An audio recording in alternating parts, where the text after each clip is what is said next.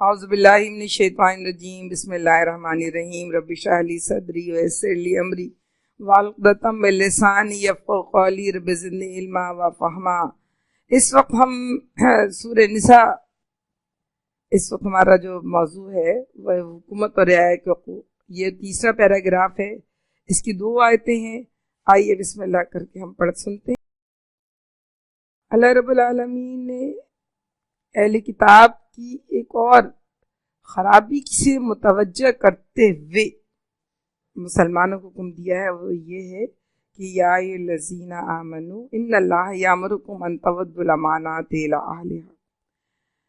اللہ تمہیں حکم دیتا ہے کہ اپنی امانات جو ہیں وہ اہل لوگوں کے سپرد کرو۔ دوسرا حکم یہ دیا اللہ نے کہ اذا حکمتم بین الناس ان تحکموا بالعدل، جب تم فیصلہ کرو تو انصاف کے ساتھ کرو۔ ان اللہ نعم یعظکم بہ ان اللہ کان سمیعا بصیرا، اللہ تم کو بہترین نصیحت کرتا ہے، اللہ سننے اور دیکھنے والا ہے۔ بات یہ ہے کہ اہل کتاب کا ایک مسئلہ یہ تھا کہ جب ان کا انعطاف کا وقت آیا تو انہوں نے اپنی امانتیں نااہل لوگوں کی، یعنی پوزیشن آف ٹرسٹ جو ان کا کہتے ہیں، مناصب، ذمہ داریاں، انہوں نے نااہل لوگوں کے سپرد کرنا شروع کر دی، اور اس وجہ سے وہ اس کا فیصلہ ہم نے سورہ بقرہ میں پڑھا بھی ہے نا، کہ جب وہ کہہ رہے تھے کوئی ایک ہمارے لیے بادشاہ مقرر کر دیجئے اپنے نبی سے، اور بادشاہ مقرر تاکہ ہم اللہ کے راستے میں لڑیں، تو جب اللہ نے کہا مطلب اللہ تمہیں حکم دیتا ہے کہ طالوت کو بادشاہ بناؤ، تو کہہ رہے تھے کہ یہ کیسے بادشاہ بن سکتا ہے، نحن احق بالملک، اور ہم اس کے حق ہیں کہ ہم بادشاہ بنائے جائیں، وہ کیسے بادشاہ ملک بن سکتا ہے؟ اس کے پتہ ولم یؤتا ساعۃ مال، نہ اس کے پاس تو نہ اس کی حیثیت ہے، نہ اس کے پاس کوئی مال۔ تو وہ فیصلے صلاحیت اور قابلیت کی بنا پر نہیں کیا کرتے تھے، بلکہ فیصلے جو ہیں وہ اس لیے کرتے تھے کہ کسی کی پوزیشن بہت اچھی ہے اور کسی کے حیثیت اور رتبہ اچھا ہے، تو جو برے لوگوں کی قیادت میں ساری قوم ان کی خراب ہوتی چلی گئی۔ اللہ کیا مسلمانوں کو حکم دے رہا ہے کہ تم اپنی امانت اہل لوگوں کے سپرد کرنا۔ اچھا، یہ موقع ووٹ تک ہی نہیں پہنچتا، اس کی ابتدا بہت چھوٹے جگہ سے شروع ہوتی ہے۔ فیصلہ کرنا ہوتا ہے، آپ کس کو دے رہے ہیں، آپ گھر کا نظام چلا رہے ہیں، آپ اپنے بیٹوں میں سے کس کو ذمہ داری دے رہے ہیں، آپ اپنی بہنوں میں سے کس کو ذمہ داری دے رہے ہیں، آپ اسکول کا انتخاب کر رہے ہیں تو کس اسکول کا انتخاب کر رہے ہیں اپنے بچے کے لیے، آپ اپنے بچوں کے لیے دوستوں کا انتخاب کر رہے ہیں تو کس کا انتخاب کر رہے ہیں۔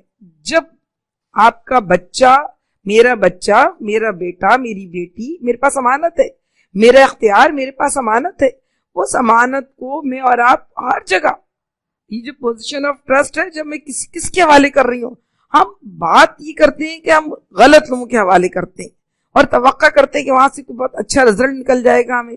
ہم اپنے بچے کے مطلب آپ اس کے، میں تو کہتی ہوں ان کے ٹیچرز، ان کے اوقات کار، ان کی سرگرمیاں، ہم جب ان کو حوالے کر دیتے ہیں اس ٹی وی کے، اس میڈیا کے، ان اسکولوں کے جہاں پر ساری فضولیات بھی سکھائی جائیں، اور ان سرگرمیوں کے جہاں پر ساری باتیں سکھائی جائیں، اسی طرح اس دائروں کا جب پھر اور آگے بڑھیے، آپ چھوٹی چھوٹی جگہوں پہ، گلیوں کے اندر، محلوں کے اندر، اپنے خاندان کے اندر کسی کو بڑا بنانا ہوتا ہے، آپ کا بڑا اچھا ہے، ساری چیزیں اچھی ہوں گی، آگے کی بھیڑ اچھی ہے، ساری چیزیں اچھی ہوں گی، آگے کی بھیڑ اندھی کہتے ہیں، ساری بھیڑیں اندھی۔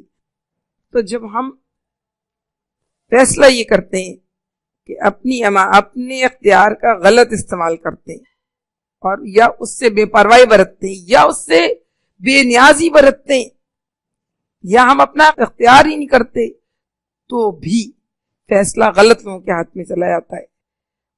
اور سچی بات ہے، امانت چاہے حکومت کی ہو، چاہے ممبر اسمبلی کی ہو، چاہے استاد کی ہو، چاہے کوئی اپوائنٹ کر رہا ہو کسی ملازم کو اس کی ہو، تو ہر چیز جس کے پاس جو امانت ہے، اس امانت کے لحاظ سے دیکھنا ہوگا کہ امانت کس کی سپرد کر رہا ہے۔ اور بحیثیت مجموعی طور پر تو یہ بہت واضح اعلان جو ہے وہ اسی بات کا ہے کہ انہوں نے اپنے مناصب اور اپنی ذمہ داریاں اہل کتاب نے نااہل لوگوں کے سپرد کر دی تھی، اس لیے وہ تباہ برباد ہوئے۔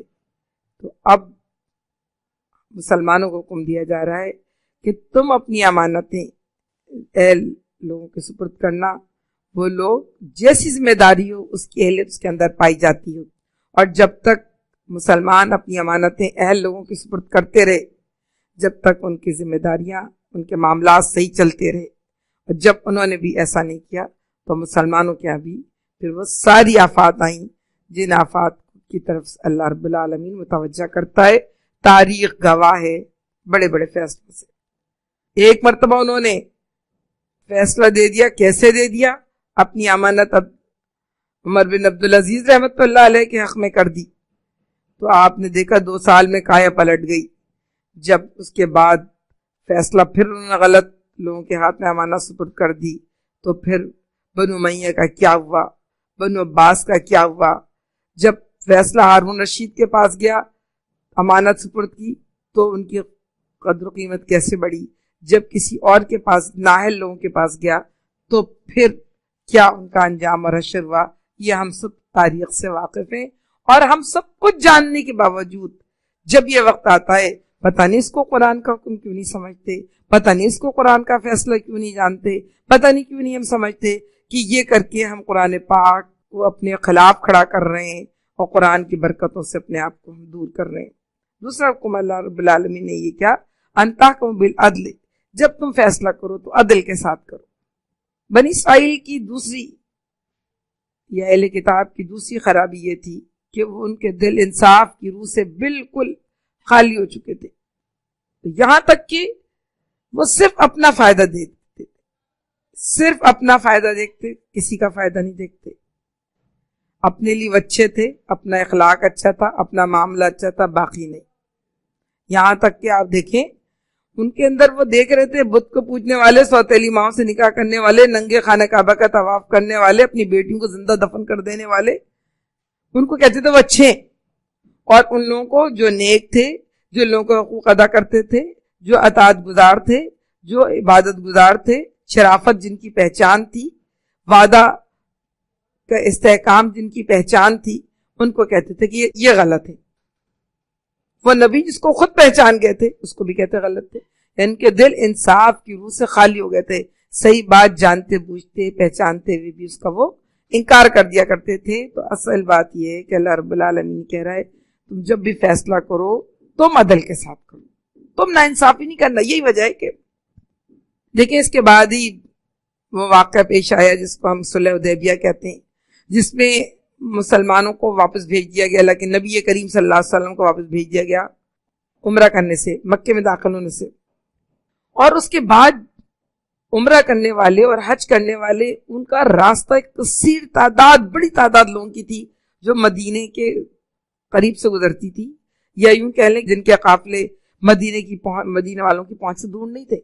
مگر کیا کہا اللہ نے؟ لا یجرمنکم شنآن قوم علی اللہ تعدلوا اعدلوا واقرب للتقوی، تم کسی قوم سے دشمنی تم کو اتنا مشتعل نہ کرتے کہ تم حق و انصاف سے الگ ہو جاؤ، نہیں۔ اور تم مت کرو جو لوگ یہ سدون المسجد الحرام ہے، تم ان لوگوں کو نہیں روکو گے مسجد الحرام کی طرف جانے سے، جو جا رہے ہیں یبتغون فضلا من اللہ و رضوان، جو اللہ کا فضل اور اللہ کی رضا حاصل کرنے کے لیے جا رہے ہیں۔ حالانکہ دیکھیں اس میں وہ شرک بھی کر رہے تھے، لیکن کیونکہ وہ نیکی کی نیت سے رہے تھے اور ابھی بہت واضح حکم نہیں آیا تو اللہ نے کہا نہیں، وَتَعَاوَنُوا عَلَى الْبِرِّ وَالتَّقْوَىٰ وَلَا تَعَاوَنُوا بِالْإِثْمِ وَالْعُدْوَانِ، تم نیکی میں ہر ایک کے ساتھ تعاون کرو گے۔ اتنا بڑا معاملہ ہو چکا تھا کہ اللہ نے مسلمانوں کا نصیحت یہ کی کہ تم فیصلہ کرو گے تو عدل کے ساتھ کرو گے، جو نیکی کا کام کرے گا اس کے ساتھ تعاون کرو گے، جو برائی کا کام کرے گا اس کے ساتھ تعاون تم نہیں کرو گے۔ اور یہی وجہ ہے کہ ایک اور فیصلہ ہوا تھا، غالباً اس میں سورہ نساء میں آئے گا، کہاں پہ آئے گا، کہ وہ لوگ کیا کرتے تھے کہ جو بھی اپنے اہل کتاب جو بھی مسئلہ ہوتا تھا فیصلہ لے کے اللہ کے نبی صلی اللہ علیہ وسلم کے پاس آ جاتے تھے اگر ان کو لگتا تھا فیصلہ ان کے حق میں ہو۔ اسی طرح مدینے کے فیصلے تو آتی ہے لیکن نبی کریم صلی اللہ علیہ وسلم کے پاس تھے۔ تو ایک مرتبہ ایک جو مدینے کا رہنے والا شخص تھا اس نے کسی کے گھر ذرہ چوری کر لی، اور جب اس کی تحقیق شروع ہوئی اللہ کے نبی صلی اللہ علیہ وسلم کے پاس پہنچی تو اس نے کیا کیا، وہ بیرق شد اس کا نام تھا، تو اس نے وہ جا کے کسی یہودی کے گھر میں رکھ دی۔ اب جب وہ یہودی کے گھر سے ذرہ نکلی تو اس نے یہودی نے لا علمی کا اظہار کیا، اس نے کہا میں نے نہ اس کو چرایا نہ میرا اس کا لینا نہ دینا واسطہ نہیں ہے. تو جو بیرق تھا جو بھی شخص تھا وہ اور اس کے جتنے قبیلے والے تھے وہ سب اس کے ساتھ مل گئے, یعنی بہت سارے لوگ ساتھ مل گئے اور کہنے لگے یہ تو یہودی تو ہوتے ہی ہیں ایسے, یہ تو اللہ کے نبی پر ایمان نہیں لائے نعوذ باللہ صلی اللہ علیہ وسلم, اور یہ تو ایسے ہیں, یہ تو ایسے ہیں, یہ تو جھوٹے ہیں, مکار ہیں, فلائیں. اس سے پہلے کہ اللہ کے نبی کریم صلی اللہ علیہ وسلم کو فیصلہ کر دیتے, اللہ کی طرف سے وہی آ گئی کہ تم جو ہے نا مطلب جب بھی فیصلہ کرو گے تم انصاف کے ساتھ کرو گے, عدل کے ساتھ کرو گے. اور اللہ رب العالمین کے حکم سے اللہ کے نبی صلی اللہ علیہ وسلم نے فیصلہ کیا, اس یہودی کے حق میں فیصلہ کیا, اس جو مسلمان تھا منافق کہنا چاہیے اس وقت, اس کے خلاف کیا. تو بات یہ کہ یہ مت دیکھو. اور آپ دیکھیے میں نے شاید پہلے بھی مثال دی تھی کہ جب بھی فیصلہ عدل کے ساتھ کرنا چاہیے. ہندوستان کا میں نے آپ کو واقعہ شاید سنایا ہے, پتہ نہیں سنایا ہے تو دوبارہ سن لیجئے, کہ جو ایک زمین تھی مسجد کی اور اس کی مندر کی, ہندو اور مسلمان دونوں مقدمہ لے کر آ گئے, اور انگریز کی عدالت تھی تو انگریز نے اپلا ٹالنے کے لیے مسلمان جج کے طرف پھیر دیا. مسلمان جج نے پورا مقدمہ سنا اور دیکھا اور اس نے فیصلہ دیا کہ نہیں یہ زمین مندر ہی کی. مسلمانوں نے بڑا ہنگامہ کیا کہ یہ ہندوؤں کے ساتھ مل گئے اور فلاں ایسا, لیکن انگریز جج نے اس نے کہا, یہ کمنٹس دیے کہ آج مسلمان ہار گئے لیکن اسلام جیت گیا. تو فیصلہ جب بھی کرو اس کی گواہی, اس کی زور چاہے تمہارے اپنے اوپر پڑے, وَلَوْ عَلَىٰ أَنفُسِكُمْ أَوِ الْوَالِدَيْنِ وَالْأَقْرَبَيْنِ, چاہے تم پر اپنے اوپر پڑے, چاہے تمہارے ساتھیوں پڑے, چاہے تمہارے دوستوں پر پڑے, تمہارے. اور اگر تم چاہے ان میں سے کوئی غریب ہو یا امیر جو بھی ہو, تم واللہ عالم, اللہ جانتا ہے سب کے بارے میں, لیکن تم فیصلہ عدل کے ساتھ کرو. یہ کیسی بات ہے, اللہ رب العالمین مجھے اور آپ کو عدل کے ساتھ بات کرنے والا بنا. ہم دیکھیں بڑے چھوٹے بڑے بہت سارے احکامات چھوٹے بڑے, کبھی کبھی ایسا ہوتا ہے کہ ہم کچھ بھی نہیں کرتے نا, ہم بچا لے جاتے ہیں اپنے, کچھ چپ رہ جاتے ہیں, پتہ ہوتا ہے کہ غلط ہے, ہم دیکھ رہے جھگڑا ہو رہا ہے, ہمارے پاس گواہی ہے, ہم گواہی نہیں دیتے کہ ہم چھوڑو کون پڑے ان کے بیچ میں, یا اس کی عزت ہم پہ پڑ رہی ہے, ہمارے کسی قریب پہ پڑ رہی. تو فیصلہ کرو تو صحیح کرو, منصب دو تو صحیح دو, اور اطاعت کرو اللہ کی اور رسول کی. یا الذین آمنوا اطیعوا اللہ واطیعوا الرسول, ایمان لاؤ اللہ, اطاعت کرو اللہ کے رسول کی, وَأُولِي الْأَمْرِ مِنْكُمْ. یہ ایک اور کلیہ ہے, یہ ایک اور فارمولہ ہے, یہ ایک اور قانون ہے جو اللہ رب العالمین مسلمانوں کو دیا کسی بھی حکومت کو چلانے کے لیے, کسی بھی ریاست کو چلانے کے نظام کو. حکومتیں چل نہیں سکتی, ریاست چل نہیں سکتی اللہ رب العالمین کے جب تک کہ تم اس میں تم اہل تر لوگ چنو گے نہیں. سب سے پہلی چیز تمہارے اپنے سربراہ کا, اپنے ذمہ دار کا, اپنے سردار کا انتخاب ہے. اور یہی وجہ ہے کہ آپ جیسے سردار چنتے ہیں ویسے سردار جو ہے فیصلہ کرتے ہیں. میں نے بہت پہلے پڑھا تھا کہ کوئی پاکستانی جو سیاح تھے, یہ گھومنے گئے تھے کہیں افریقہ کسی ملک میں گئے تھے, تو وہ وہاں کے سردار کے پاس بیٹھے تھے, بادشاہ کے پاس کسی جگہ. تو انہوں نے دیکھا کہ دو لوگوں کا مقدمہ آیا, اور وہ یہ کہ ایک آدمی نے مکان بیچا اور اس نے خرید لیا. جب اس نے خریدا, اس نے کھودا مکان مزید بنانے کے لیے, تو اندر سونا نکل آیا, سونے کی سلیں نکل آئی, سونا نکل آیا, سونے کی کان نکل آئی, یعنی بہت ڈھیر سارا سونا نکل آیا. تو وہ بھاگا ہے سردار کے پاس, اور سردار اس کے پاس گیا, جو جس سے مکان خریدا تھا, کہ بھئی یہ تمہارا ہے, تم لے لو, میں نے تو کوئی تمہیں سونے کے پیسے تھوڑے دیے تھے, میں تو مکان کے پیسے دیے تمہیں. وہ کہنے لگا کہ نہیں, مجھے تھوڑی پتا تھا کہ اس کے اندر سونا ہے, میں تو مکان میں رہ رہا تھا اتنے دن سے, میں نے تو نہیں کبھی, میرے خدا نے کھودنے سے کبھی کوئی سونا نہیں نکلا, میں تو مکان میں تمہاری قسمت سے نکلا ہے, تمہارا ہے. دونوں لڑ رہے ہیں, دونوں کیا لڑ رہے ہیں, وہ کہہ رہے تمہارا سونا, وہ کہہ رہے تمہارا سونا. سردار کے پاس پہنچ گیا, پھر جھگڑا پہنچ گیا, اور دونوں یہ کہہ رہے تھے کہ سونا ہمارا نہیں, سونا اس کا ہے. تو وہ لے لیں. تو وہ کہنے لگے, سردار نے فیصلہ کیا, اچھا جب دیکھا دونوں نہیں مان رہے, کس بچوں کا معلوم کیا, تو چلا ایک کی بیٹی تھی اور ایک کا بیٹا, کہا دونوں کی شادی کر دو اور ان کو ملکیت دے دو, تو اس طرح دونوں کے حصے میں آ جائے گا. جب وہ چلے گئے تو وہ جو صحافی پاکستانی بیٹھا تھا, انہوں نے کہا کہ یہ تو بڑا عجیب فیصلہ ہے. تو کہنے لگے اچھا پاکستان میں اگر ہوتا تو تم کیا کرتے؟ وہ کہنے لگے ہم تو حکومت کی ملکیت قرار دے کے حکومت کی بیت المال میں داخل کر دیا تھا. تو وہ کہنے لگے تمہارے یہاں بارش ہوتی ہے؟ کہاں پر فصلیں لہلاتی؟ انہوں نے کہا ہوتی ہے. کہ تمہارے یہاں پرندے کہاں ہیں؟ چڑیاں چہچہاتی کہاں؟ تو کہا وہ ان پرندوں چڑیوں کا رزق ہے جو تم لوگ کھاتے ہو، کیونکہ تم اپنی امانت اہل لوگوں کی سپرد نہیں کرتے. آپ دیکھیں تو صحیح، ہم اپنی امانت اللہ رب العالمین نے ہم پر کوئی خاص رحم کیا ہوا ہے، لیکن سچی بات تو یہ کہ ہم اپنی امانت کے لوگوں کی سپرد کرتے ہیں. پھر اللہ رب العالمین دوسرا حکومت چلانے کا، نظام چلانے کا دوسری بات یہ کہ جب بھی فیصلہ کرو عدل کے ساتھ کرو اس کے حق میں. یعنی یہاں تک کہ تمہارے رضی اللہ تعالیٰ کو ایک کسی گواہی میں بلایا گیا تو جج صاحب نے جو تھے ان کو اپنے برابر میں جگہ دی، ان کو نکال دیا کہ تم نے یہ مجھے یہاں کیسے بٹھایا؟ مطلب میں اگر ملزم ہوں تو مجھے کٹہرے میں کھڑا کرو. آسان بات نہیں ہے، فیصلہ کرو تو عدل کے ساتھ کرو. اب تیسرا سنہری اصول جو ہے حکومت چلانے کا مسلمانوں کو جو اللہ دیتا ہے وہ یہ کہ اللہ کا کہنا مانو، رسول صلی اللہ علیہ وسلم کا مانو، اور ان کی اطاعت کرو جو تمہیں صاحب امر. اب اللہ کے نبی صلی اللہ علیہ وسلم معاذ بن جبل رضی اللہ تعالیٰ نے کہا تھا کہ جب کوئی معاملہ آئے گا تم کس طرح فیصلہ کرو گے؟ کہا تھا کہیں یمن کا غالباً ان کو گورنر بنا کے بھیج رہے تھے. کہا کہ یا رسول اللہ صلی اللہ علیہ وسلم کتاب اللہ کے مطابق. کہا اگر اس میں نہ پاؤ تو کہا سنت رسول صلی اللہ علیہ وسلم کے مطابق. کہا اور اگر اس میں بھی نہ پاؤ تو کہا پھر میں اجتہاد کروں گا. ٹھیک ہے، اسی طرح اسی بات کو اللہ کے کوئی بھی معاملہ ہو، تنازع ہو جائے تو پھر پھیر دو اللہ کی طرف، اس کے رسول کی طرف اور اس کی طرف جو صاحب امر. اب اللہ رب العالمین کی اطاعت سب سے پہلا مطاع جس کی اطاعت کی جائے گی، جس کا کہنا مانا جائے گا، جس کی فرمانداری کی جائے گی، وہ اللہ رب العالمین کی ذات ہے. اور اس کے بعد دوسرا مطاع رسول اللہ صلی اللہ علیہ وسلم ہے.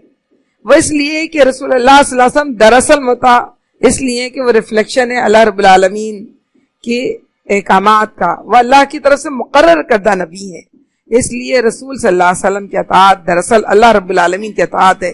اللہ کے نبی کریم صلی اللہ علیہ وسلم نے خود فرمایا من اطاعنی فقد اطاع اللہ، من عصانی فقد عصی اللہ.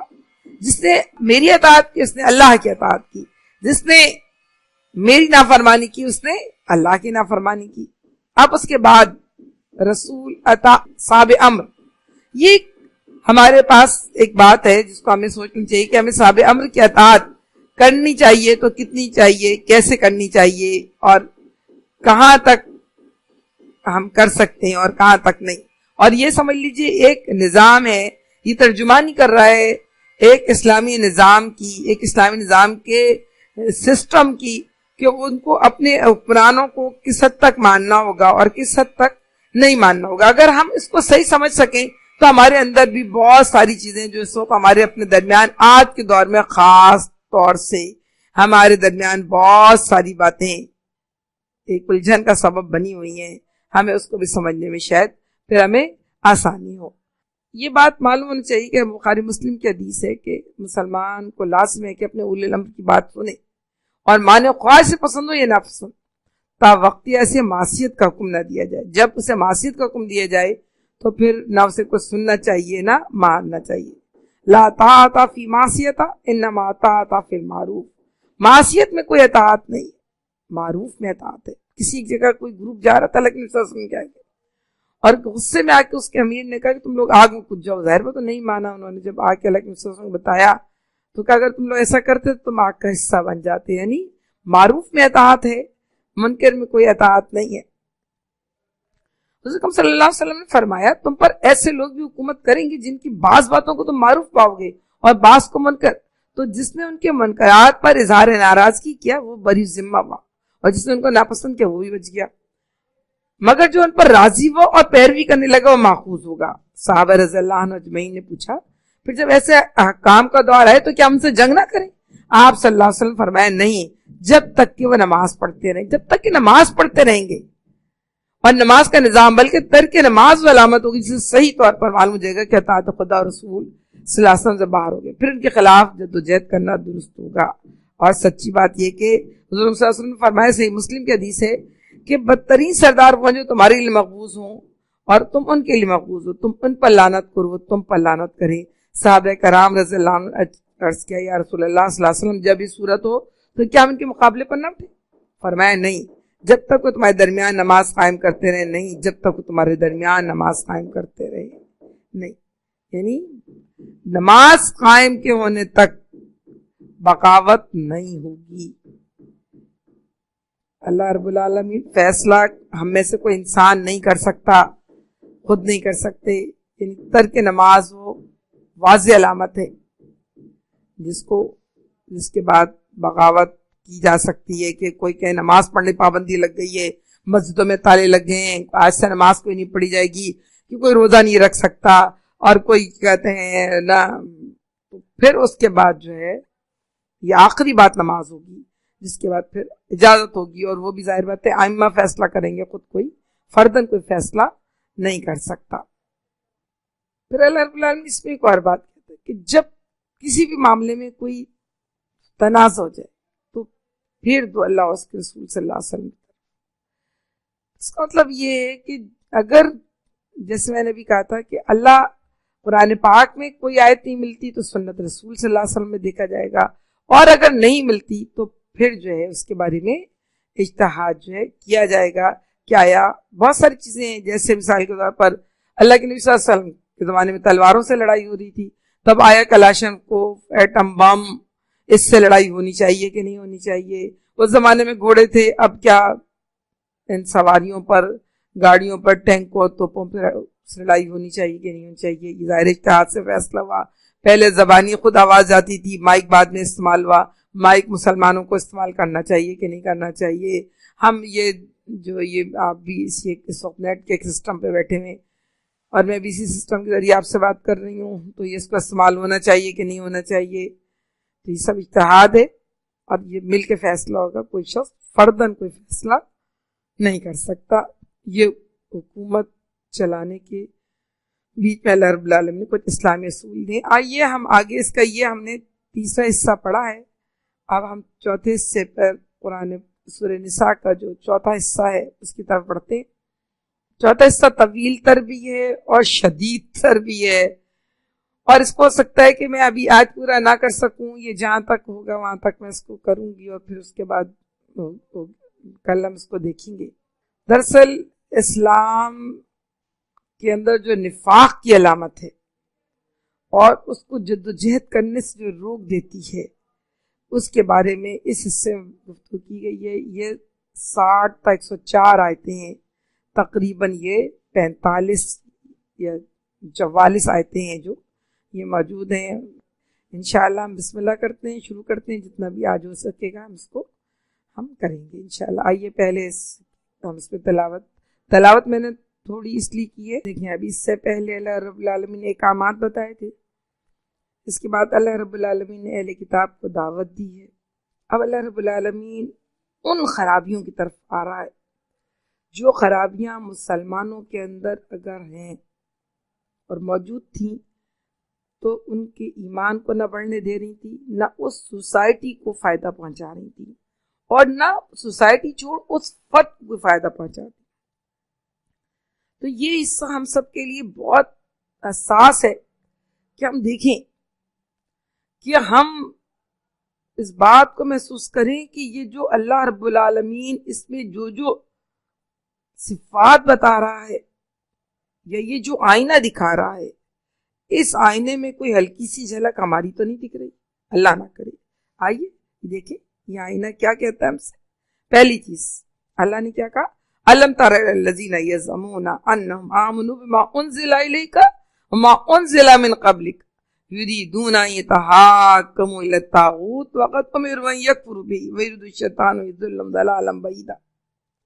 تم نے ان لوگوں کو دیکھا جو دعویٰ کرتے ہیں کہ ہم اللہ پر ایمان لائے اور اس چیز پر ایمان لائے جو ان سے پہلے نازل ہوئی تھی، اور یریدون یتحاکموا الی الطاغوت، اپنے حکموں کو، معاملات کا فیصلہ طاغوت میں لے جاتے ہیں۔ وقد امروا ان یکفروا بہ، حالانکہ ان سے کفر کرنے کا حکم دیا گیا تھا۔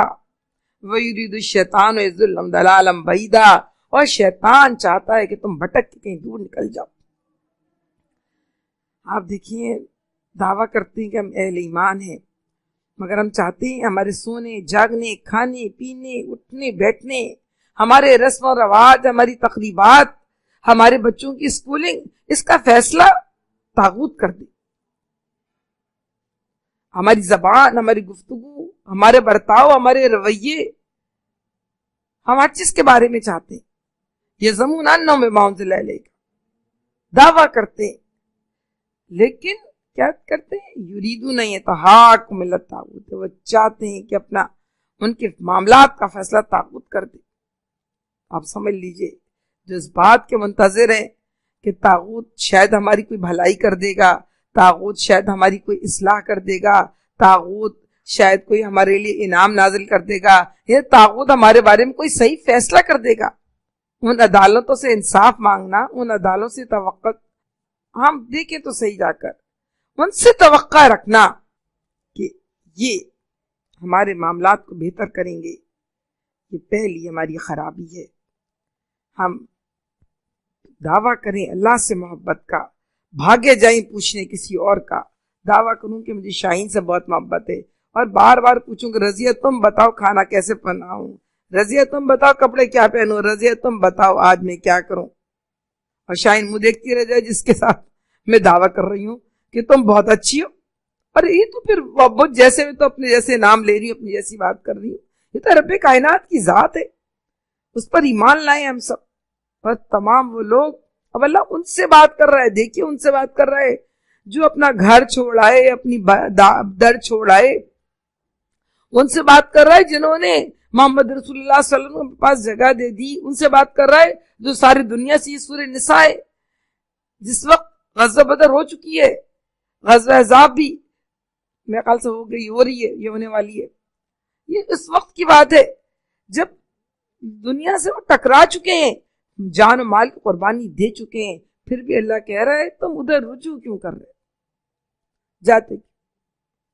اور منافق کی دوسری نشانی یہ ہے کہ وہ جب بھی تمہارے وَإِذَا قِيلَ لَهُمْ تَعَالَوْا إِلَىٰ مَا أَنزَلَ اللَّهُ إِلَىٰ رَسُولِهِ رَأَيْتَ الْمُنَافِقِينَ يَصُدُّونَ عَنْكَ صُدُودًا، جب ان سے کہا جاتا آؤ اس چیز کی طرف جو اللہ نے نازل کیا اور آؤ رسول صلی اللہ علیہ وسلم کی طرف، تو تم منافقوں کو دیکھتے ہو یہ تمہاری طرف آنے سے کتراتے ہیں.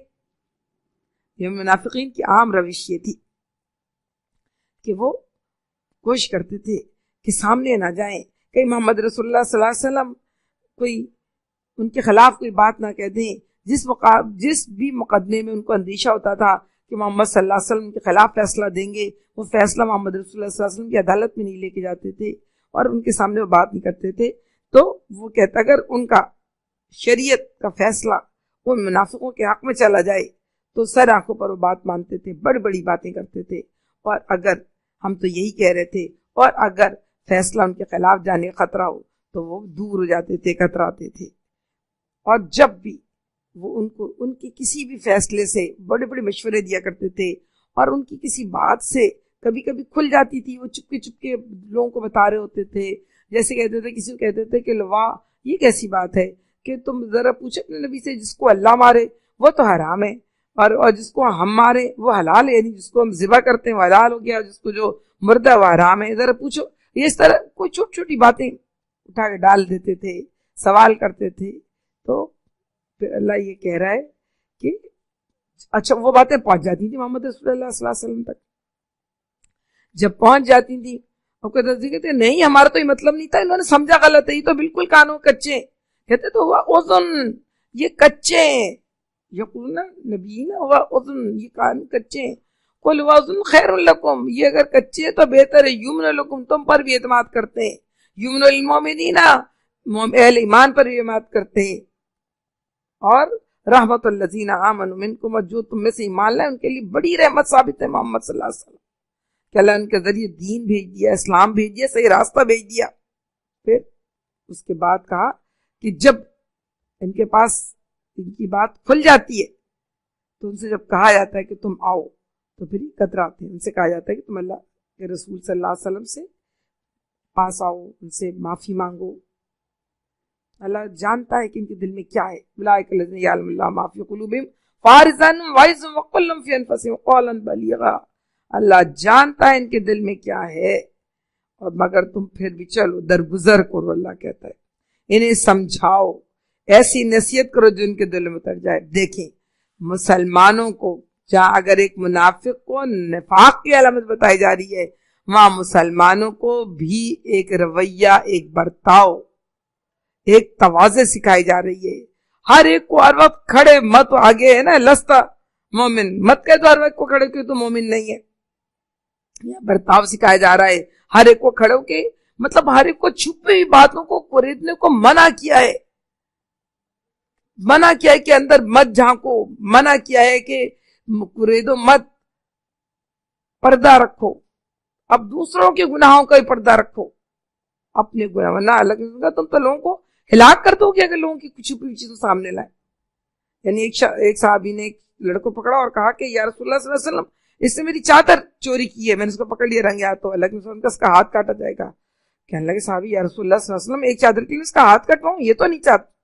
کہا پھر تم اس کے اوپر پردہ رکھ لیتے، یہاں کیوں لے کر آئے تم؟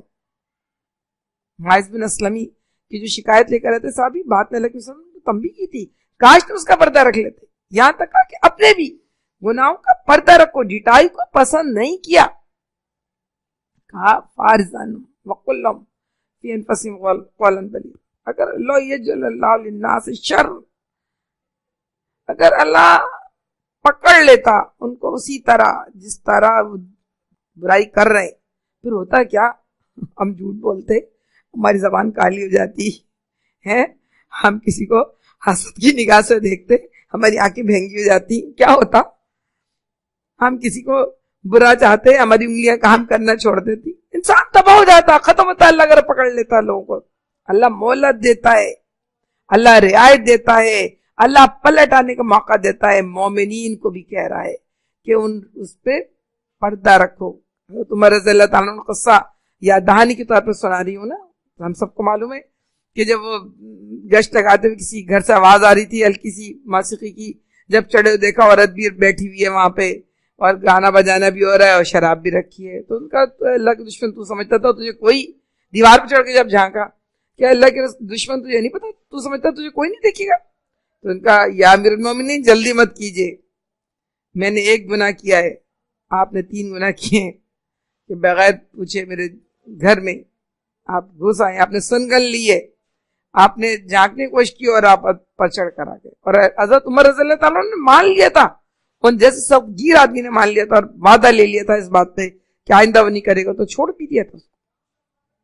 اب دیکھیں کہ اللہ رب العالمین یہ طریقہ، یہ برتاؤ، یہ وعدہ سلیقہ سکھا رہا ہے کہ تم کس طرح ایسی نصیحت کرو جو ان کے دل میں اتر جائے۔ کسی کو ہرا دینا، کسی کی زبان دانی سے کسی کو نیچے گرا دینا، یہ کوئی بہت قابل فخر کام نہیں ہے۔ مجھے تو خود یہ بات بہت سمجھ آئی، کیونکہ میں اللہ معاف کرے میری تو خود زبان بہت چلتی ہے، تو میں تو خود یہ کہتی تھی کہ لو جب کوئی ایک بات کہے تو اس کو 10 جواب نہ دوں تو مجھے تو کھانا ہضم نہیں ہوتا، دل ٹھنڈا نہیں ہوتا تھا۔ جب میں نے کتاب پڑھی دائی کے اصحاف پہلی مرتبہ، اور جب اس میں وہاں تک پہنچی خوئے دل نوازی ہے نا، کوئی قافلے سے چھوٹا، کوئی بدگما حرم سے کہ نہیں ہے میرے کارواں میں خوئے دل نوازی، تو مجھے پتا چلا کہ اصل مقابلہ زبان کا جیتنا نہیں ہے، اصل مقابلہ کسی کا دل جیتنا ہے۔ اور زبان جیتنا میری بہنوں بہت آسان کام ہے، ہم میں سے ہر ایک چاہتا ہے بولتا ہی رہے بولتا ہی رہے، حالانکہ اللہ نے 2 کان دیے، زبان ایک دی ہے۔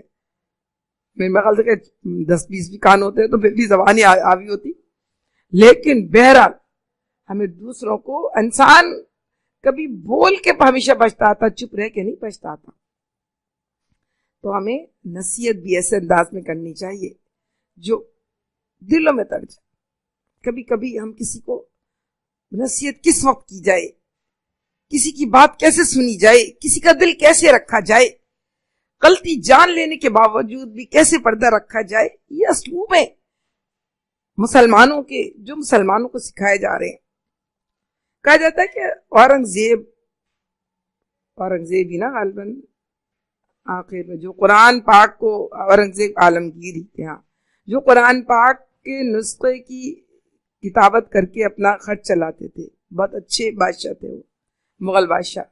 تو ایک وقت جب وہ لکھ رہے تھے تو ان کے پاس ایک دوست بھی بیٹھے ہوئے تھے اور اپنا کام کر رہے تھے، تو ایک اور دوست آئے اور انہوں نے کتابت کی طرف دیکھا اور انہوں نے کہا کہ یہاں پہ یہ چیز کسی غلطی کی نشاندہی کی، تو انہوں نے پینسل سے اٹھا کر سرکل بنا لیا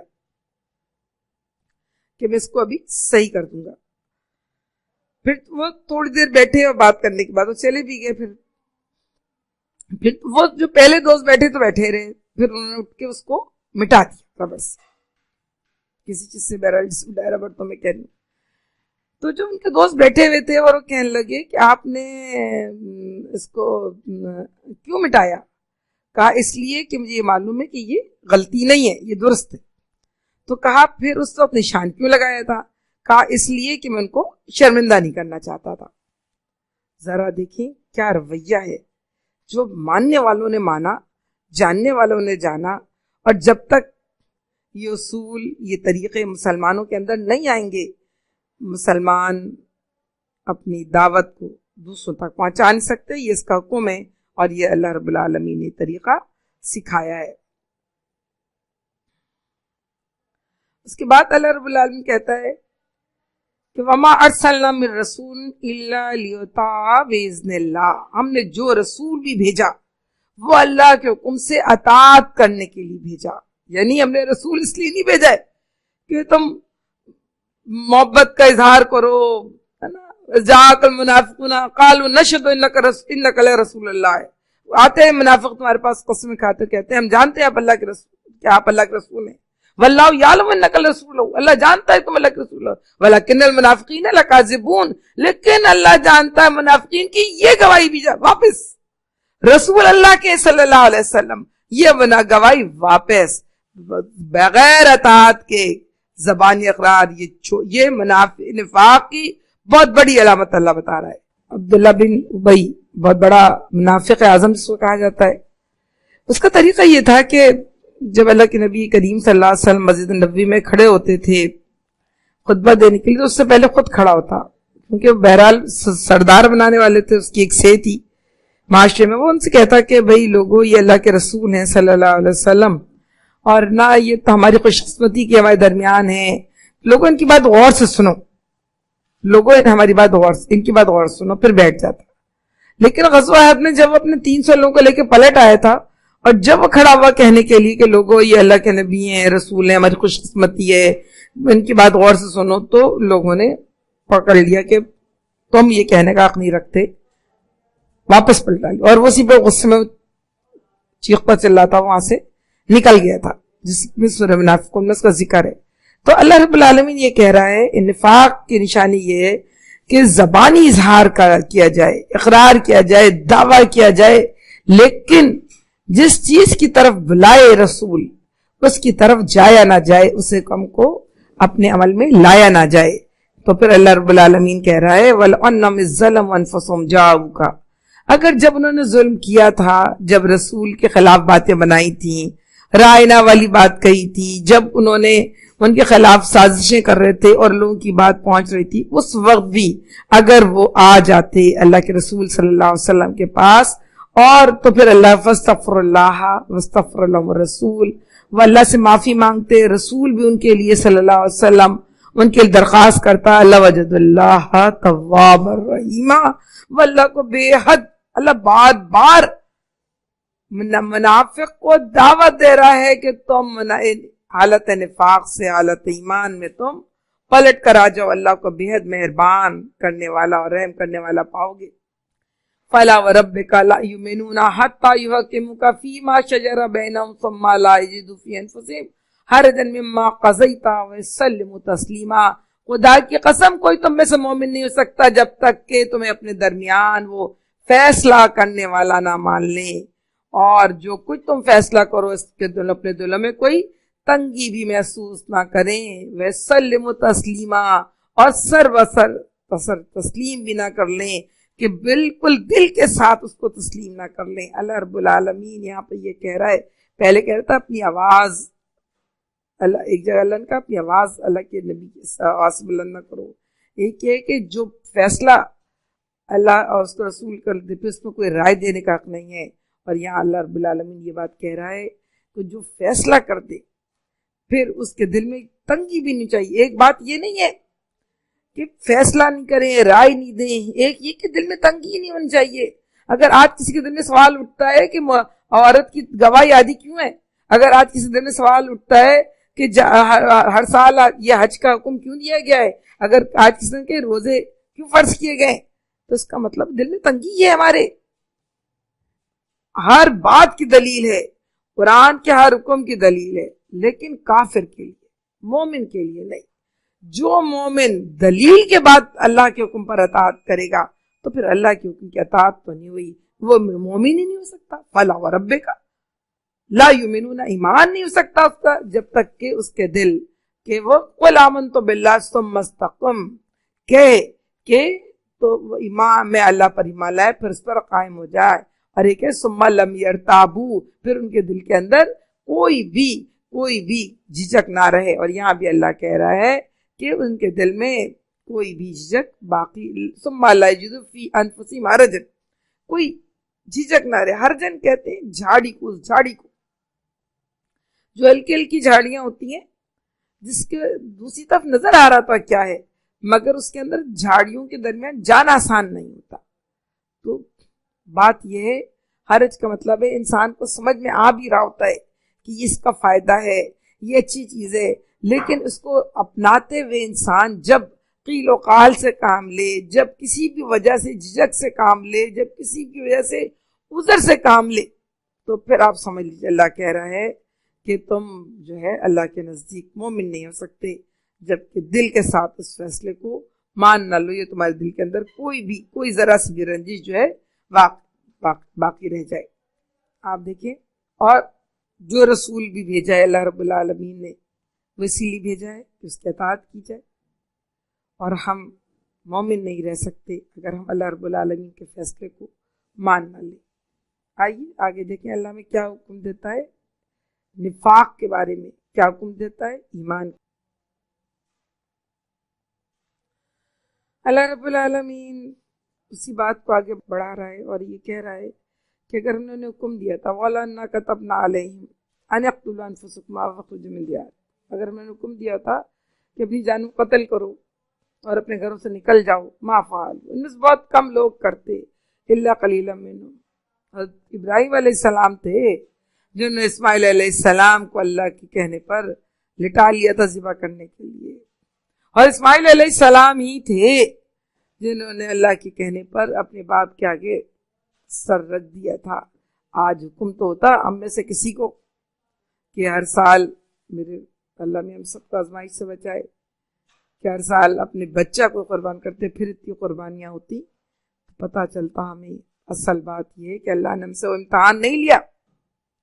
ہم نے اگر تمہیں حکم دیا ہوتا تو بات یہ تھی. اور اللہ کہہ رہا ہے وَلَوْ أَنَّهُمْ فَعَلُوا مَا يُوعَظُونَ بِهِ، تو وہ اتنے ہی بات پوری کر لیتے جو نصیحت کی جا رہی ہے.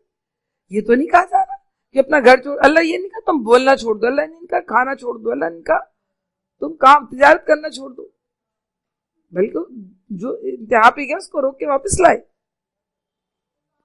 تو اللہ رب العالمین یہ کہہ رہے جو نصیحت ہے قبول کرتا ہے، اشد لکان خیر لہم اشد و تثبیتا، اس کے لیے وہی بہترین ہے. اگر یہ لوگ اللہ رب العالمین کی نصیحت مان لیتے، ہدایت مان لیتے، محمد رسول اللہ صلی اللہ علیہ وسلم کی سچی اطاعت کر لیتے، تو اللہ رب العالمین کہتا ہے وَإِذًا لَّآتَيْنَاهُم مِّن لَّدُنَّا أَجْرًا عَظِيمًا، جب ایسا کرتے تو ہم انہیں اپنی طرف سے بڑا اجر دیتے اور انہیں ہم وَلَهَدَيْنَاهُمْ صِرَاطًا مُسْتَقِيمًا، اور ہم انہیں سیدھا راستہ دکھا دیتے. یعنی وہ شک چھوڑ کر جس میں ابھی پڑے ہوئے ہیں. دیکھیں جو انسان دنیا میں آیا ہے اس کو محنت کرنی ہے. لقد خلقنا الانسان فی کبد، چاہے وہ مشقت ابھی آگے آئے گا اسی میں بات کروں گی، چاہے وہ ایمان کے راستے میں کرے اور چاہے وہ کفر کے راستے میں کرے، مشقت تو ہر ایک کو اٹھانی. مشقت اٹھائے بغیر تو کوئی اس دنیا سے جا نہیں سکتا.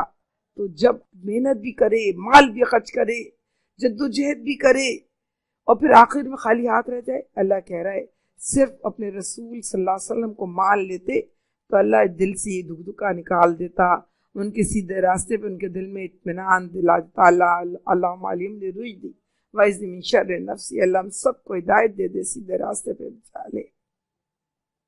یا رحمانو قلبی بین اصبعیک الکریمتین تقلب کیف تشاء فثبت قلبی علی دینک وجل قلبی یطمئن بذکرک وانزل سکینۃ قلبی والزمنی کلمۃ التقوی واجعلنی عاقبہ وعالیہ۔ اے اللہ رب العالمین، ہم سب کے دل آپ کی دو انگلیوں کے درمیان ہیں، آپ اللہ ہمارے دلوں کو سکینت دے دیجئے، دل اپنے دین کے اوپر ثابت قدم رکھیے اور ہم کو اپنے تقوی کا پابند بنا لیجئے۔ تو اللہ رب العالمین کہہ رہا ہے وَلَهَدَيْنَاهُمْ صِرَاطًا مُسْتَقِيمًا، ہم نے سیدھا راستہ دکھا دیتے۔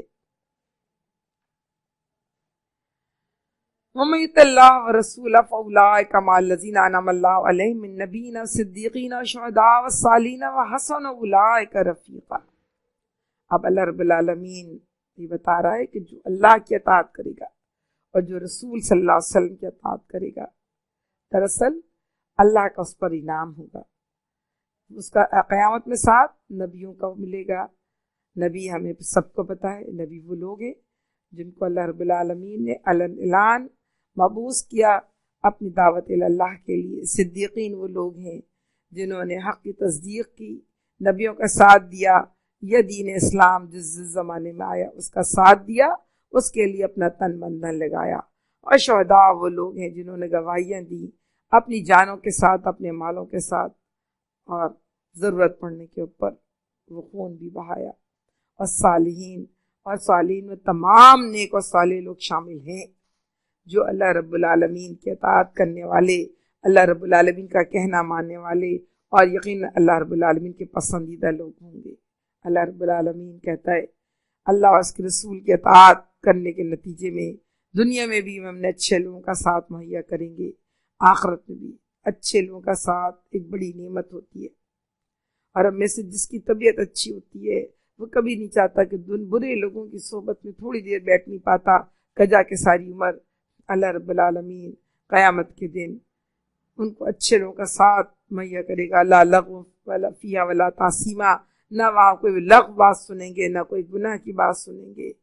اور وہ ایک یہ بات ہے نا کہ اللہ کے نبی صلی اللہ علیہ وسلم نے فرمایا جو لوگ اللہ کے لیے ملتے ہیں، اللہ کے لیے دوستی کرتے ہیں، اللہ کی دشمنی کرتے ہیں، اللہ رب العالمین قیامت کے دن کچھ لوگ نہ شہید ہوں گے، نہ انبیاء، لیکن ان کے چہرے روشن ہوں گے۔ کہا یہ وہ لوگ ہیں جو اللہ کے لیے ملتے تھے، اللہ کے لیے دوستی کرتے تھے، اللہ کے لیے دشمنی کرتے تھے۔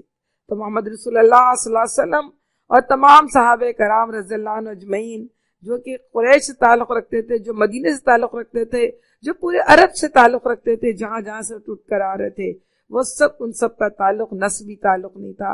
اور اس بات کو ہم سمجھ سکتے ہیں، شاید آج کی دنیا میں بھی، بہرحال سمجھ میں تو آج بھی آتا ہے، لیکن آج کی دنیا میں شاید شہر میں رہتے ہوئے کوئی بات نہ سمجھ میں آتی ہو، لیکن جہاں گاؤں گوٹھوں میں جہاں پہ قبیلے کی بڑی حیثیت ہوتی ہے، کاسٹ کی بڑی اہمیت ہوتی ہے، وہاں یہ بات سمجھ میں آتی ہے کہ اپنی کاسٹ سے نکلے ہوئے انسان کو کہاں اہمیت ملتی ہے اور کہاں فوقیت ملتی ہے۔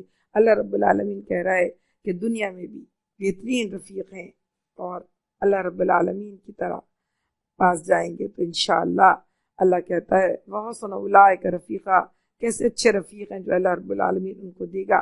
ذَلِكَ فضل من اللہ وَكَفَى بِاللَّهِ علیما، یہ حقیقی فضل ہے جو اللہ کی طرف سے ملتا ہے، اور حقیقت جاننے کے لیے اللہ ہی کافی ہے۔ اللہ رب العالمین کا حقیقی فضل بس یہ ہے کہ اللہ رب العالمین دنیا میں بھی ان کا ہاتھ تھام لیتا ہے، اور آخرت میں بھی اللہ رب العالمین ان کو نیک راستہ دکھائے گا۔ آئیے آگے بڑھتے ہیں، دیکھیں اللہ رب العالمین کہانیاں بتا رہا ہے اور وہ مواقع بتا رہا ہے کہ کون کون سے طریقے ہیں اور علامتیں ہیں جو نفاق کا پتہ دیتے ہیں۔ اس میں سب سے پہلی بات یہ ہے کہ اللہ جب مسلمانوں کو ہدایت کرتا ہے کہ یا الذین آمنوا خذوا حذرکم فانفروا ثبات وانفروا جمیعا، اے لوگوں جو ایمان لائے ہو، مقابلے کے لیے ہر وقت تیار رہو، پھر جیسا موقع ہو الگ الگ دستوں کی شکل میں نکلو یا اکٹھے ہو کر۔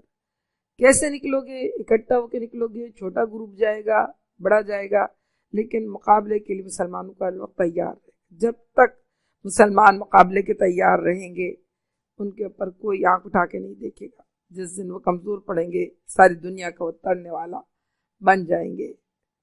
پھر وَإِنَّ مِنْكُمْ لَمَن لَيُبَطِّئَنَّ فَإِنْ أَصَابَتْكُمْ مُصِیبَةٌ قَالَ قَدْ أَنْعَمَ اللَّهُ عَلَيَّ إِذْ لَمْ أَكُن مَّعَهُمْ شَهِيدًا۔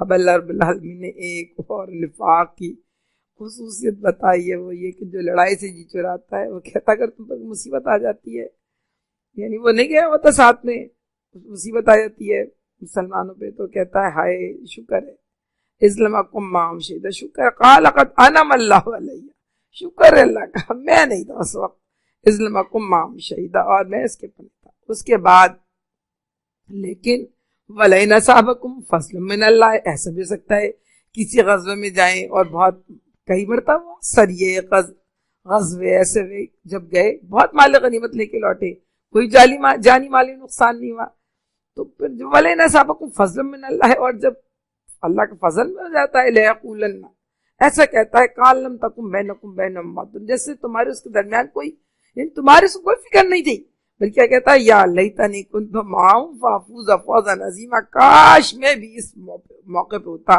میں چیزوں کو حاصل کر لیتا، یعنی یہ اس کی ایک فطرت ہے کہ جہاں فائدہ میں محروم رہ جائے تو بہت ہی افسردہ ہوتا ہے، اور جہاں پر کوئی مصیبت پڑ جاتی ہے وَإِن تُصِبْهُمْ حَسَنَةٌ تَسُؤْهُمْ، اگر تم کوئی مصیبت پڑتی ہے تو بہت جو ہے نا خوش ہوتے ہیں، وَإِن تُصِبْهُمْ سَیِّئَةٌ، اور اگر تم پر کوئی برائی مصیبت پڑتی ہے تو یقول قد اخذنا امرنا ويتولوا فارغون، خوش پلٹتے ہیں کہ ہم کو تو پہلے ہی پتا تھا اسی لیے ہم نہیں گئے۔ تو اللہ رب العالمین کہتا ہے نا کہ اگر تم اپنے گھر میں بھی ہو تو تم روک کے دکھانا، قل فادروا انفسکم ان کنتم صادقین، تو اپنی موت کو روک کے دکھاؤ، اگر جو یہ کہتے ہیں کہ اگر ہم ہمارے پاس بیٹھے رہیں گے تو یہ زیادہ فائدے میں رہیں گے۔ تو یہاں پہ بھی اللہ رب العالمین ان کی خصوصیت کی بات کر رہا ہے کہ جب ان کو فائدہ میں محروم رہ جاتے ہیں تو بہت پریشان رہتے ہیں۔ پھر آگے اللہ رب العالمین کہتا ہے فَلْيُقَاتِلْ فِي سَبِيلِ اللَّهِ الَّذِينَ يَشْرُونَ الْحَيَاةَ الدُّنْيَا بِالْآخِرَةِ وَمَن يُقَاتِلْ فِي سَبِيلِ اللَّهِ فَيَقْتُلْ أَوْ يَغْلَبْ فَسَوْفَ نُؤْتِيهُ أَجْرًا۔ اللہ کہہ رہا ہے جو لوگ اللہ سے معاہدہ کرتے ہیں کہ اللہ والے ہیں تو انہیں اللہ کے لیے لڑنا ہوگا، چاہے اب وہ لڑیں تو لڑائی میں قتل ہو جائیں یا غالب ہو جائیں، اللہ کہہ رہا ہے دونوں کے لیے بہترین اجر اللہ کے پاس ہے۔ پھر اللہ یہ کہہ رہا ہے وَمَا لَكُمْ لَا تُقَاتِلُونَ فِي سَبِيلِ اللَّهِ وَالْمُسْتَضْعَفِينَ مِنَ الرِّجَالِ وَالنِّسَاءِ وَالْوِلْدَانِ الَّذِينَ يَقُولُونَ رَبَّنَا أَخْرِجْنَا مِنْ هَٰذِهِ الْقَرْيَةِ الظَّالِمِ أَهْلُهَا وَاجْعَل لَّنَا مِن لَّدُنكَ وَلِيًّا وَاجْعَل لَّنَا مِن لَّدُنكَ نَصِيرًا۔ تمہیں کیا ہو گیا، تم بے بس مردوں عورتوں بچوں کے لیے نہیں لڑتے جو کمزور پا کے دبا لیے گئے، فریاد کر رہے ہیں خدایا ہمیں اس بستی سے نکال جس کے رہنے والے ظالم ہیں۔ دیکھیں بات یہ تھی کہ اس وقت اللہ کے نبی کریم صلی اللہ علیہ وسلم کو ایک ریاست مل گئی تھی، لیکن عرب کے بے شمار معکوسات کے اندر لوگ موجود تھے جو نکلنا چاہتے تھے لیکن ان کو وہ کمزور تھے، ان کو جب تک کوئی بیرونی کمک نہیں ملتی وہ وہاں سے نہیں نکل پا سکتے تھے، اور ان کو ان کے حقوق نہیں مل سکتے تھے۔ ضرورت تھی کہ کوئی نہ کوئی گروپ، کوئی نہ کوئی سریہ، کوئی نہ کوئی دستہ، اور کوئی ہو سکتا ہے 2 سے 3 لوگ جائیں ان کی مدد کے لیے اور ان کو نکال کے لائیں، اور جہاں ضرورت ہو زیادہ لوگ، جہاں ضرورت ہو کم لوگ جائیں۔ تو تم کیوں نہیں لڑتے، اللہ کہہ رہا ہے نکل مدد کرو۔ اور پھر اس کے بعد اللہ رب العالمین فارغ بتا رہا ہے دنیا میں جو آیا وہ لڑ رہا ہے، الذین آمنوا یقاتلون فی سبیل اللہ، اہل ایمان اللہ کے راستے میں لڑتے ہیں، والذین کفروا یقاتلون فی سبیل الطاغوت، اور کافر جو ہیں کفر کے طاغوت کے راستے میں لڑتے ہیں۔ فقاتلوا اولیاء الطاغوت شیطان ان کید الشیطان کان ضعیفا، اور جان لڑو اللہ کے راستے میں اور جان لو شیطان کی چالیں نہایت کمزور ہیں۔ کیا ہم نے اللہ کے راستے میں لڑنا چھوڑ دیا، جدوجہد کرنا چھوڑ دیا، تو کیا طاغوت نے اسلام سے لڑنا بند کر دیا؟ طاغوت اسلام پر مہربان ہو کیا؟ طاغوت اسلام کے لیے راہیں کشادہ کر رہا ہے؟ طاغوت اسلام پر چلنے کے لیے مسلمانوں کے لیے آگے پلکی بچھائے ہوئے؟ نہیں، طاغوت نے اپنی تدبیریں، لڑائی کا طریقہ چاہے جو کچھ بھی ہو، لیکن طاغوت جو ہے اس نے اسلام کا راستہ تنگ سے تنگ کرتے جا رہے ہیں۔ اسلام جتنا پیچھے ہٹتا چلا گیا، اسلام کے ماننے والے جتنا اپنی قول میں گھستے چلے گئے، طاغوت کی پنجے اتنے زیادہ پوری دنیا میں پھیلتے چلے جا رہے ہیں۔ ہاں، یہ سارے پنجے اس وقت تک رہیں گے جب تک مسلمان اپنے ایمان کو مضبوط نہیں کریں گے، جب تک مسلمان اپنے ایمان کے راستے پہ کھڑے نہیں ہو جاتے ہوتے، جب تک مسلمان اپنے ایمان کو لے کر اللہ کی طرف بڑھ نہیں جاتے۔ جب وہ اللہ کی طرف بڑھ جائیں گے تو چاہے طاغوت بڑے بڑے، آپ دیکھیں نمرود کو نے حضرت ابراہیم علیہ السلام کو آگ میں ڈال دیا، اس سے بڑا کوئی طاغوت ہو سکتا ہے؟ کیا کر لیا اس طاغوت نے؟ آگ اللہ کے حکم سے ٹھنڈی ہو گئی۔ آپ دیکھیں فرعون نے موسیٰ علیہ السلام کو سمندر میں غرق کیا، خود غرق ہو گیا، کیا بگاڑ لیا طاغوت نے؟ مگر ضرورت اس بات کی ہے کہ خود اہل ایمان اپنے ایمان کی حفاظت کے لیے کھڑے ہو۔ جب تک ہم خود اپنے ایمان کی حفاظت نہیں کریں گے، جب تک ہم خود اپنے ایمان پر عمل کرنے کی کوشش نہیں کریں گے، جب تک ہم خود اپنے قرآن پاک کو نہیں پکڑیں گے اور چلائیں گے، تو ہم پھر دنیا کے ہاتھوں اس طرح کھلونا بنتے رہیں گے۔ کوئی ہم سے کچھ چاہے گا اور کوئی ہم سے کچھ چاہے گا، لیکن ہم اللہ کے ماننے والے ہیں۔ اللہ کے ماننے والے اتنے کمزور نہیں ہیں۔ ہاں، اگر ہم کسی پہ ظلم نہیں کرتے تو اللہ کے ماننے والے اتنے کمزور بھی نہیں کہ ساری دنیا ان پہ ظلم کرنے کے لیے آمادہ ہو جائے۔ شیطان کی چالیں تو انتہائی کمزور ہوتی ہیں۔ کمثل شیطان قال انسان کفر، شیطان کہتا ہے انسان سے کفر کر لے بڑا مزہ آئے گا۔ فلما کفر، جب کفر کر لیتا قال انی بری منک، کہتا ہے میں تم سے بری ہوتا ہوں، انی اخاف اللہ رب العالمین، مجھے تو اللہ رب العالمین سے ڈر لگتا ہے۔ تو ہم شیطان کے کہنے میں آ کے اپنے رب کے ساتھ منمانی کرتے ہیں، تو آپ دیکھ لیجئے کہ اللہ رب العالمین ہم سے پھر ہاتھ اٹھا لیتا ہے۔ اللہ کے نبی صلی اللہ علیہ وسلم نے ارشاد فرمایا جو شخص دنیا میں اللہ کی ناراضگی کی پرواہ کرتا ہے، لوگوں کی ناراضگی کی پرواہ نہیں کرتا، اللہ اس پر اپنی مدد کا ہاتھ رکھ لیتا ہے اور لوگ اس کو کچھ نہیں بگاڑ سکتے۔ اور جو شخص دنیا میں لوگوں کی ناراضگی کی پرواہ کرتا ہے، اللہ کی ناراضگی کی پرواہ نہیں کرتا، اللہ اس پر اپنی مدد کا ہاتھ اٹھا لیتا ہے اور لوگ بھی اسی کی مدد نہیں کرتے۔ قرآن اس کو اس طرح بھی کہتا ہے ینصرکم اللہ فلا غالب لکم، اگر اللہ تمہاری مدد پر آمادہ ہو جائے، ینصرکم اللہ فلا غالب لکم، اگر اللہ تمہاری مدد پر آمادہ ہو جائے تو کون تم پر غالب آ سکتا ہے؟ وَإِن يَخْذُلْكُم مَّن ذَا الَّذِي يَنصُرُ، اور اگر وہ تم پر سے اپنی مدد کا ہاتھ کھینچ لے تو کون تمہاری مدد کرے گا؟ مَن يَتَوَکَّلْ عَلَى اللَّهِ فَهُوَ، اور جو اللہ بھروسہ کرتا ہے اللہ اس کی مدد کے لیے کافی ہو جاتا ہے۔ اللہ رب العالمین ہماری مدد کرے گا، اللہ ہم سے راضی ہوگا، مگر جب میں اور آپ اپنے رب کی اطاعت کریں گی۔ قانون بتایا ہے، یہ ایک اور نشانی، ایک اور صفت بتائی ہے کہ الم تر الذین قیل لهم کفوا ایدیکم، تم نے لوگوں کو دیکھا جب ہم نے ان سے کہا کہ اپنے ہاتھ روکے رہو، تو واقیموا الصلاۃ وآتوا الزکاۃ، نماز قائم کرو زکوٰۃ دو، تو فلما کتب علیہم القتال، اور جب ہم نے ان کو کہا کہ تم اللہ کے لیے لڑو، اذا فریق منهم یخشون الناس کخشیۃ اللہ واشد خشیۃ، تو ایسا انسانوں سے ڈر رہے ہیں جیسا کہ اللہ سے ڈرنا چاہیے۔ وقالوا ربنا لما كتبت علينا القتال، اور وہ کہتے ہیں رب اللہ ہم کو کیوں لڑنے کا حکم دے دیا گیا، لولا اخرتنا الى اجل قریب، کیوں نہیں ہمیں تھوڑی اور مہلت دی ہوتی ہے۔ قل متاع الدنیا قلیل والآخرۃ خیر لمن اتقى ولا تظلمون فتیلا، اور ان سے کہو کہ دنیا کی زندگی بہت تھوڑی ہے اور آخرت تو بہت بڑی ہے اور کسی پہ ذرہ برابر ظلم نہیں ہوگا۔ دو تین باتیں اللہ میں نے اس میں کہی۔ ایک بات یہ کہ آپ دیکھیں کہ جب تک نماز روزے کا حکم تھا اور بڑے بڑے حکم تھے، جب تک تو تم بہت اللہ والے بنے تھے، جہاں مشکل وقت آئی تم ڈر گئے اور تم تھر تھر کانپنے لگے۔ دوسری بات یہ کہ دنیا کے معاملات کے اندر آپ دیکھیں اپنے لڑائی جھگڑا ذرا سی باتوں پہ، وہ زمانے جاہلیت کی لڑائی جھگڑا ان کے پاس خوب تھا، اور اس وقت وہ خوب صحیح تھے، وہ لڑ رہے ہوتے تھے، اور اب تم جب اللہ کے نام پر بات آئی ہے تو تم ڈرنے لگ گئے، اور تم دوسری بات یہ کہ تم جب دیکھ کے تم سہمے جا رہے ہو تو تم اللہ رب العالمین سے کس طرح امید رکھو گے کہ اللہ رب العالمین تمہارے پر کرم کرے گا؟ تم دنیا کے معاملات میں اتنی تیزی دکھا رہے تھے، جب اللہ رب العالمین کا معاملہ آیا تو تم بہت سست پڑ گئے، ڈرپوک ہو گئے، بزدل بن گئے۔ اللہ ایسا نہیں چاہتا۔ اللہ یہ کہہ رہا ہے کہ تم اگر اللہ کی خدمت کرو گے، اللہ کا کہنا مانو گے، اللہ کی پکار پر لبیک کہو گے، تو اللہ کہے گا کہ ہم تم میں کسی کا ان اللہ لا یضیع اجر المحسنین، یا یہاں اللہ کہتا ولا تظلمون فتیلا، اللہ کسی کا ذرہ برابر ظلم جو ہے اللہ اس پہ نہیں کرے گا، اور اللہ کسی بھی ذرہ برابر ظلم نہیں کرے گا۔ صدق اللہ العظیم۔ سبحانک اللہم و بحمدک، نشہد ان لا الہ الا اللہ ونستغفرک ونتوب الیک۔